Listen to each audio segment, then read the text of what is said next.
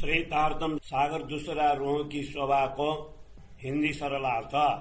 खेल दिखाने के लिए ब्रह्मात्माओं को मूल मिलावा में बैठाकर श्री राजा जी स्वयं सिंहासन पर विराजमान हुए।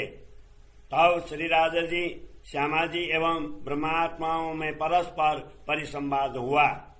ब्रह्मात्माओं ने वियोगजन्य खेल देखने की उत्कट इच्छा की, तभी इनको खेल दिखाने के लिए श्री राजा जी स्वयं सिंहासन पर विराजमान हुए। ब्रह्मात्माओं के मन में श्री राजा जी के वियोग का भय भी व्याप्त है एवं खेल देखने की इच्छा भी प्रबल है।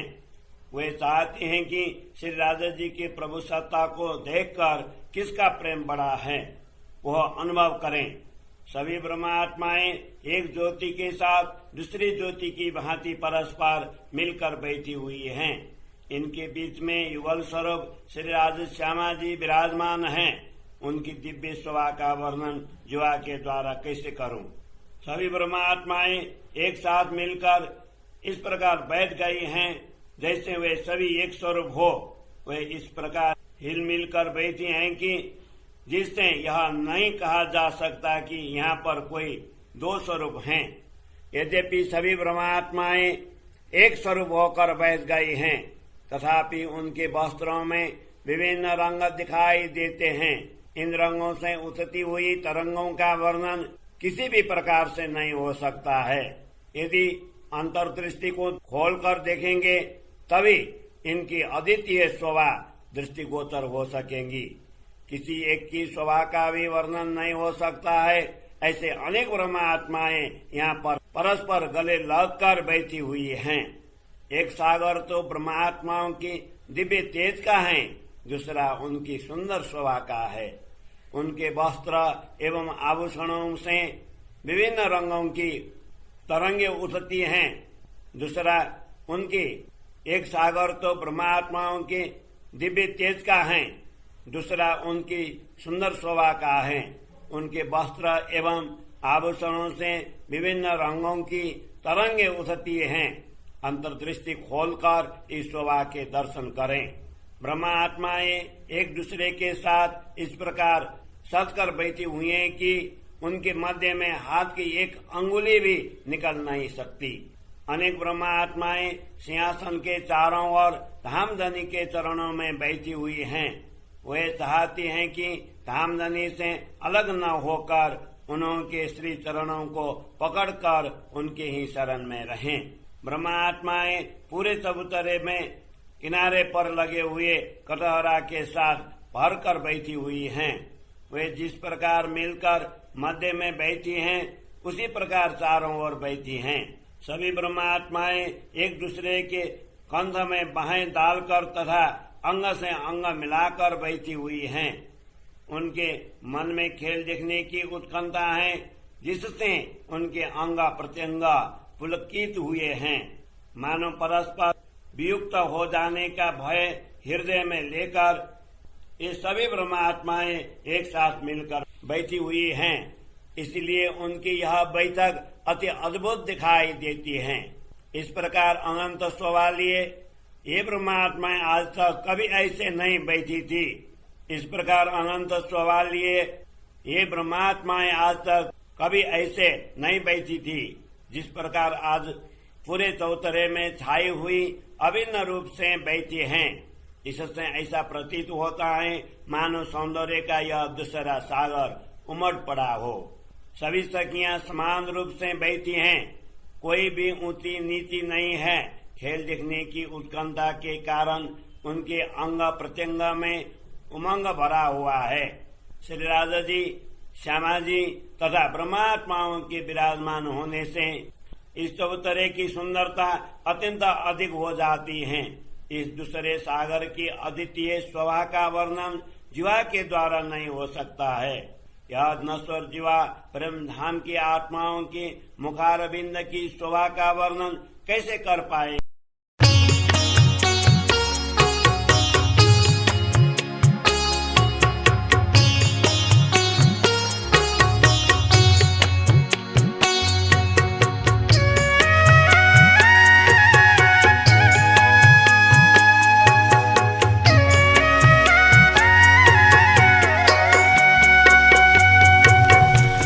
आशिक इन चरण की आशिकी रूह चरण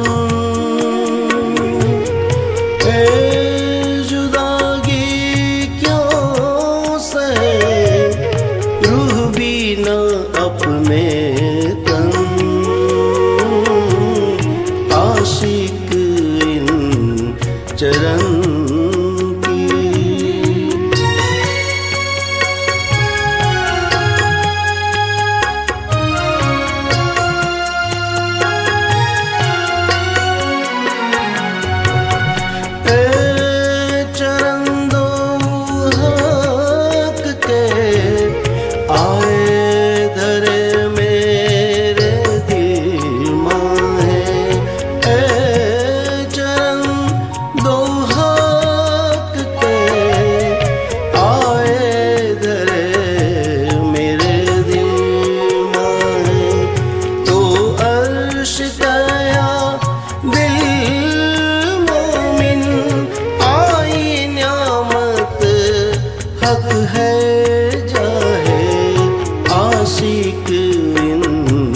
चरण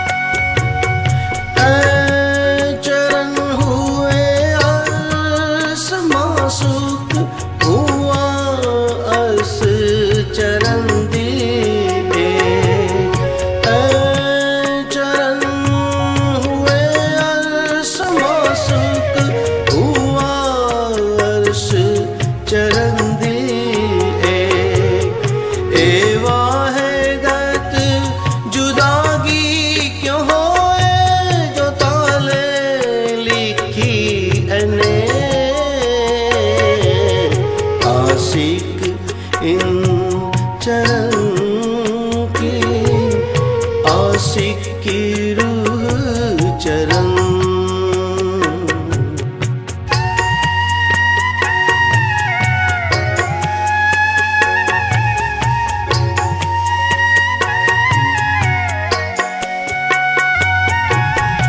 मैं हक अर्श में जुदे जानती ल्यावती शब्द में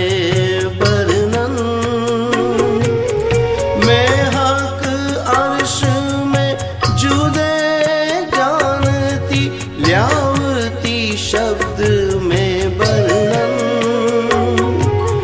जड़ में सिरले ढूंढती हक आए दिल बीच चेतन आशिक इन चरण की आशिकी रूह चरण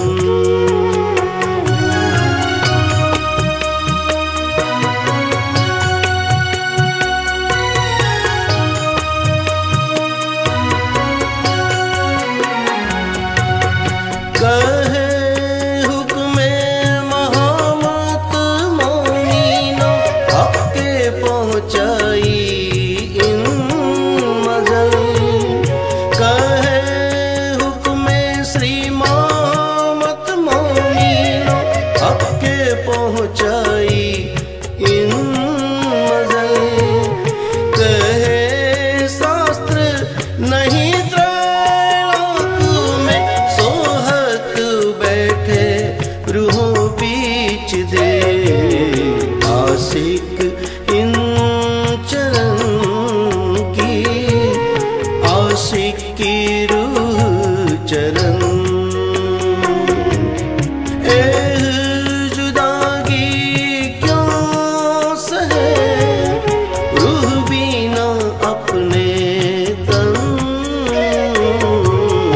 आशिक इन चरण की आशिकी रूह चरण।